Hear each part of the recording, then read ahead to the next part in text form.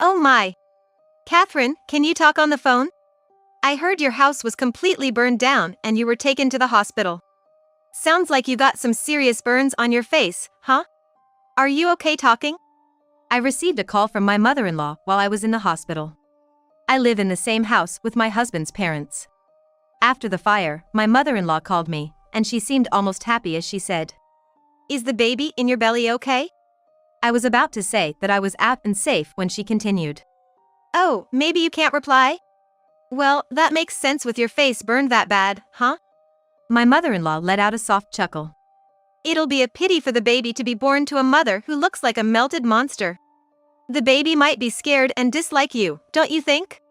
She spoke with a smirk, and it didn't sound like she was concerned at all. As I tried to respond to her harsh words, she said something unimaginable. "Maybe it's better if the baby isn't born." "Catherine, thank you. Thanks to you sacrificing yourself, it looks like my long-held dream will come true. Even after you leave the hospital, don't come back to our home. A monster as a daughter-in-law is a disgrace to the Johnson family." With that, she hung up abruptly. Sacrificed? A long-held dream? I had a very bad feeling about this. If my hunch was right, my mother-in-law might have committed a serious crime. To find out the cause of the fire and the true meaning behind her mysterious words, I decided to devise a plan involving my family. My name is Catherine Johnson, 29 years old. I moved in with my in-laws at the same time I got married. Before marriage, I was a preschool teacher. My husband is 10 years older than me out of 39, and is a teacher at elementary school. We met at a matchmaking party. Considering our jobs, there aren't many opportunities to meet people. Plus, as you can see, I'm a bit on the heavier side, so I'm not exactly attractive for the ladies," he said, chuckling. His gentle expression left a good impression on me. It was my mother-in-law who strongly wished for us to live together, which I was naturally okay with it. There are many teachers in my husband's family lineage, including his father and grandparents, who were middle school teachers. I also had a certificate to teach at elementary school, so I think that endeared me to my in-laws. Moreover, my family runs a small hotel back in Nebraska, and my mother had the same mindset as my mother-in-law. She would always tell my brother, who is the heir to the family business, that he should live with my parents once he gets married. Having witnessed that, I figured that's just how things are done, especially for the eldest son. Bob often asked, "Are you sure about this?" But I didn't have anything to oppose to. "Bob, once we're married, I'm thinking of quitting my job and helping out my family's business. It's an hour's drive from here, but there are no fixed working hours, and they even said they'd pay me. Plus, I can take care of my parents at the same time." "That sounds good. We should take care of our parents while we can." "Thanks. I'll be leaving late and come back home early, so I think I'll be able to handle the housework just fine." "Don't worry about that. With Mom around, everything will be taken care of." Thus, it seemed our married life had started off peacefully. Once we started living together, my mother-in-law began giving me specific instructions regarding household chores. Usually, she's calm and collected, but when it comes to housework, her face becomes stern, as if she's a different person. And if I didn't complete the tasks she set, she'd give my arm a sharp smack with a thin wooden ruler. I once resisted, saying, "Please stop." But she replied softly, "This is how the Johnson family does things. I was raised the same way. This has been passed down from our ancestors. Once I'm gone, it'll be your turn to keep this tradition." My mother-in-law's eyes were vacant as she spoke, and I found myself at a loss for words. She didn't just randomly throw shade or harass for no reason.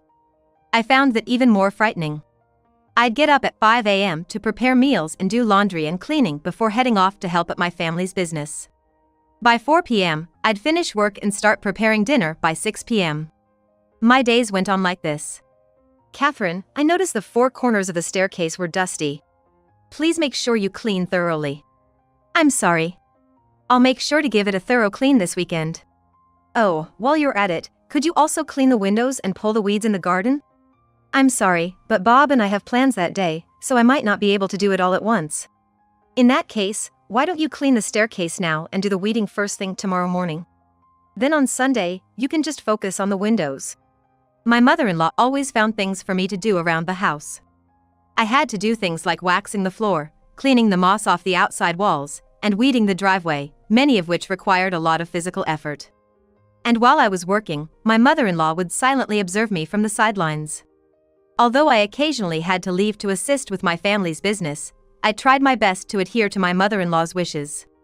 But her incessant pursuit of perfection wore me down. My husband and I would talk every night before bed, but I couldn't bring myself to tell him about being hit with the ruler. My husband always looked out for me and would step in if he felt my mother-in-law was overstepping. While it seemed like my mother-in-law didn't care about his interventions, knowing that my husband was on my side brought me much relief. Hey, since Catherine's here now, have you considered renovating the house? Well, I'm already retired, and I'm not keen on taking on a mortgage at this stage. Bob, what do you think? I'm hoping for kids in the future, and that's going to cost money. I haven't really thought about the house right now. But this house is so old. Catherine must be uncomfortable in such an aged place. As for me, I'll follow whatever decision Bob makes. From the moment Bob and I got married, my mother-in-law often talked about renovating the house. When it was just the two of us, she'd often ask, "Can you talk to Bob about it for me?" I can understand where my mother-in-law was coming from. My in-laws' house was located just off a main road and set back even further from that side street. It was quiet but somehow had a dim and gloomy atmosphere. The house was old-fashioned, with a living room to the left of the entrance, a kitchen down the hall, and two traditional rooms across from it. To the right of the entrance was a steep set of stairs, with a restroom underneath, and upstairs there were another traditional room and a bedroom. I sometimes wonder if things would have been different had we listened to my mother-in-law from the start. If we'd planned on renovating the house from the get-go. Perhaps a different future awaited us. About a year and a half after we started living together, I found out I was pregnant. My husband and my in-laws were thrilled, and we were full of happiness. As soon as my pregnancy was confirmed at the hospital, morning sickness kicked in. You rest until you feel better. I'll take care of the chores. You might want to avoid the stairs, you can use the living room. She said. Thank you. Even though I started spending more time downstairs, I couldn't truly relax whenever I thought my mother-in-law was in the room next door. My morning sickness got so bad I couldn't eat, and as I started to lose weight, my husband suggested going back to my parents' home. I spent about 2 months there and returned to my in-laws' home once I entered my second trimester. Are you sure it's okay to move around now? Yes, I'm going to help with the housework again. Catherine, you're so lucky. Your parents and husband take such good care of you. My own mother-in-law was a nightmare until she passed away. My husband didn't bother much about it. My mother-in-law started living in this house with Bob's grandparents when he was 8. It seemed she had a tough time with Bob's grandmother. Maybe it was because my mother-in-law was the only one in the house who wasn't a teacher. As I passed the 7-month mark, my belly became noticeably larger. Climbing the stairs became terrifying again. I was careful, but one day I slipped and fell down the last 3 steps. There was some bleeding, but the baby was fine, and we breathed a sigh of relief. Hey, have you thought about moving before the baby comes? This house isn't really baby-friendly. My husband's proposal took me by surprise. Even though he had never left his parents' house since becoming an adult. He had made up his mind to be a responsible father for our unborn baby and me. I was so touched by his feelings. Over the weekend, he brought it up after dinner. Dad, Mom, we're thinking of renting a place close by. I think it's dangerous raising a child in a 2-story house. Yeah, the stairs are pretty steep. If you guys live nearby, I have no problem with you moving out. At that moment when we felt relieved by my father-in-law's words, my mother-in-law screamed. No way! You can't move out! If you're moving, we all have to move together. We're a family. Just like you value our family, I want to prioritize my family with Catherine and our child. So you're leaving me behind? Why not just renovate this place? You're all I have. You're my only support. My mother-in-law was being hysterical.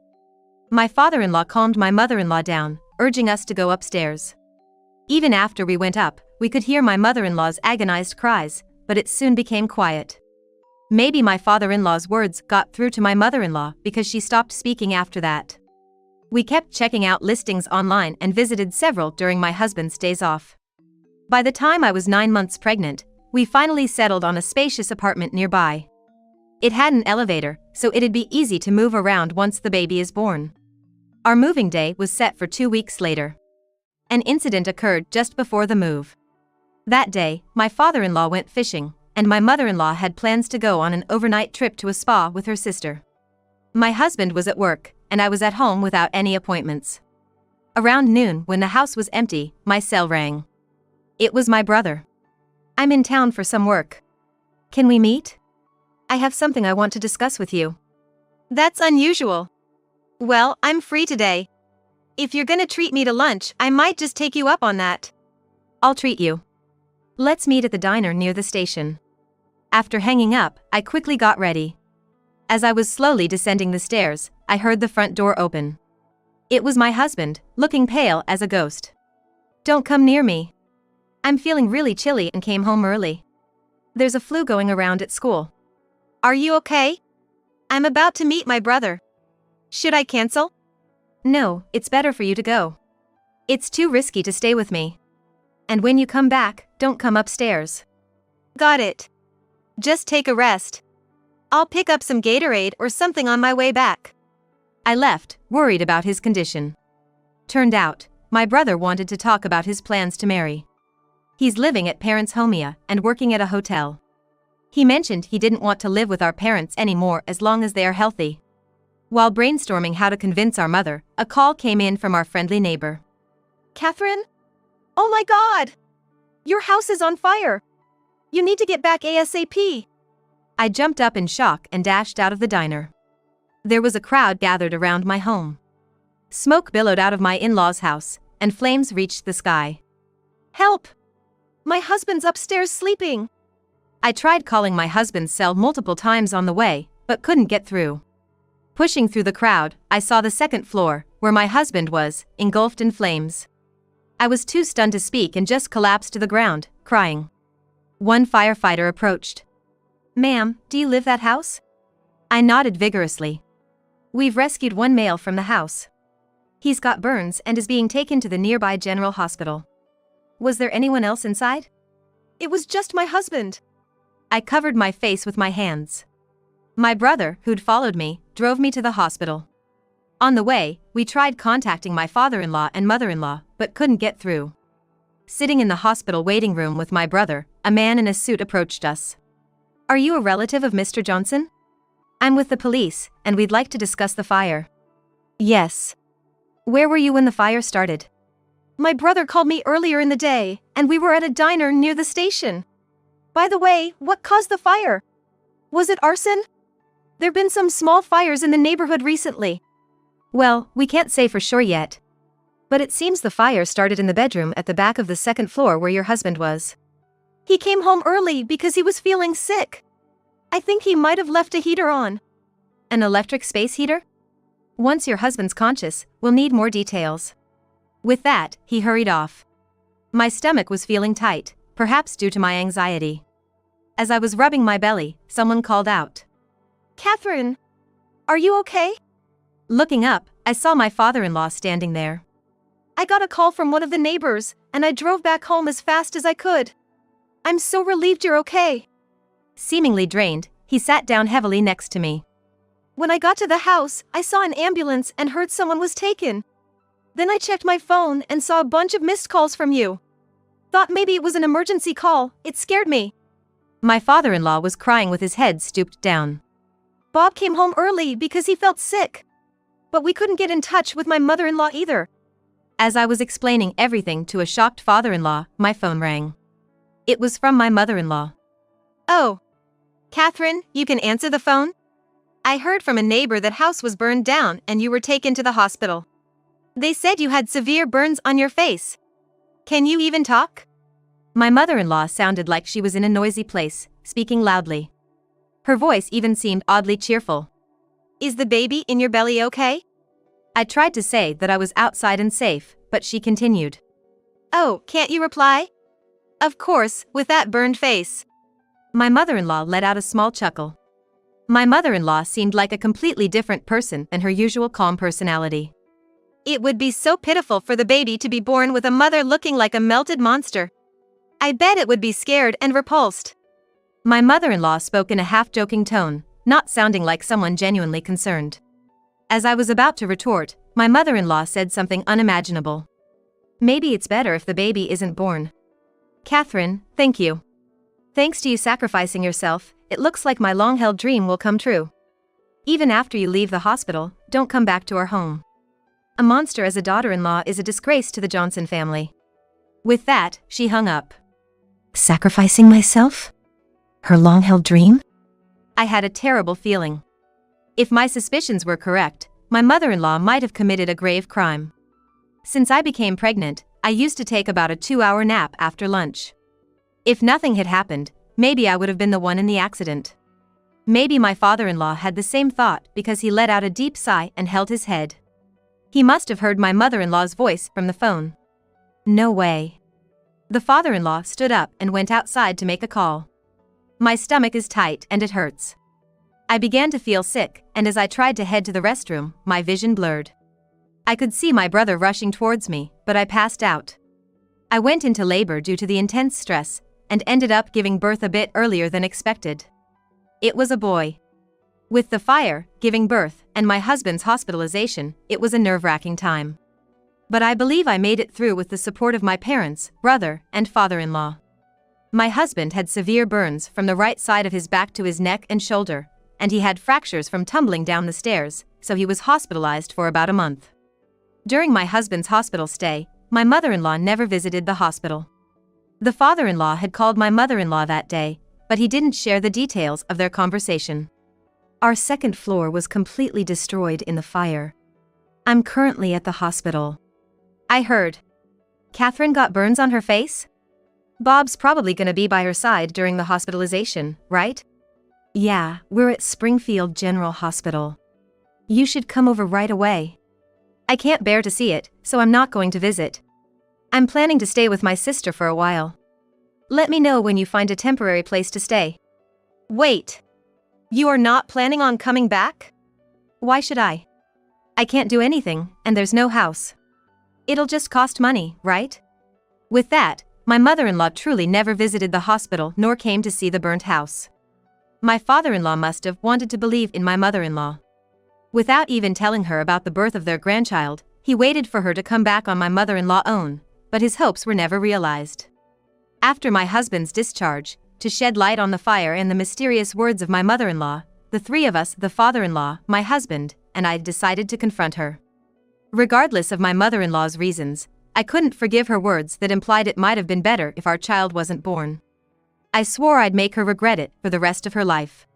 Soon after my husband was discharged, the four of us gathered in a room of the hotel my family runs. My mother led my mother-in-law into the room, and she seemed to give me a faint smile. Once my mother served tea and left the room, leaving me with my in-laws. Where's Bob? Bob stepped out for a bit, but he'll be back soon. My mother-in-law chuckled and said, My condolences for your troubles. With my face, neck, and right upper arm wrapped in bandages, I said nothing in response. Looking at my abdomen, my mother-in-law said, Catherine, it was a shame about the baby. But maybe it was for the best. Maybe you should recover back at your parents' place. Are you suggesting I divorce Bob? It might be for the best. You no longer have a home to go back to, the baby didn't make it, and I bet it's awkward with the neighbors, isn't it? No, I'm fine, really. I can move around and do chores just fine. Hearing this, my mother-in-law raised her voice in irritation. For heaven's sake, understand the situation. A daughter-in-law with a face like that? You're embarrassing us. If you really care about Bob, you'd divorce him already. Hey! Enough is enough. It's just the way it is. You must be thinking the same thing, right? That you don't belong in the Johnson family. If my own mother was alive, she would have said the same thing. My father-in-law looked shocked at her words. I see. So, it's really okay if we divorce? Yes. It's for the best for both Bob and you. Bob, seems like we should divorce. At my words, the doors at the back swiftly slid open. My mother-in-law shrieked upon seeing who was there. Standing there, wrapped in bandages just like me, was my husband. Right? I feel terrible showing this hideous face to Catherine's parents. To you too, Mom, I must be an embarrassment to the Johnson family? What? No way! This is some kind of joke, right? There was only one person hospitalized. I checked. There was only one person sleeping in the bedroom. My husband sat down beside me. We both started to unravel our bandages. Underneath mine was my unscarred face, but Bob's was still marred by burn scars even after a month. Oh, Bob. Why? How did this happen? That day, I got a call from my brother and wasn't at home. Just as I was leaving, feeling ill, Bob came home. It was Bob who was taken to the hospital. That can't be. There were no shoes at the entrance. I had put them away in the shoe rack. Bob's shoes are big, so I always organize them. My mother-in-law began to panic. I'm so sorry. It's my fault for forgetting to turn off the stove. It's a big mistake. I'm thinking of resigning from my teaching job. It was a decision my husband had made during his hospital stay. Because of the severe chill, my husband had been sleeping under the covers, and he couldn't remember if he had turned the stove on or off. It might have been because he was getting feverish and his consciousness was hazy. No, it wasn't your fault. I was the one who lit the fire. I also turned on the heater and left the room. So please, don't quit your job as a teacher. My mother-in-law will scold me for sure. My mother-in-law's face turned pale, and she started to tremble. So, it was you who started the fire, mother-in-law? You wanted the blame to be on me? I didn't realize you despised me that much. All right, I'll divorce Bob, just like you want. What are you talking about? It's your fault Bob ended up like this.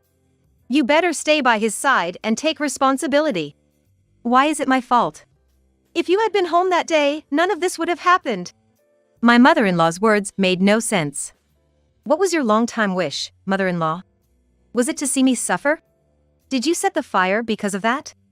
I've always been jealous of you. You come from a wealthy background, graduated college, and even have a teaching license. My mother-in-law would probably love someone like you. I regretted about the baby, but I truly wanted you gone.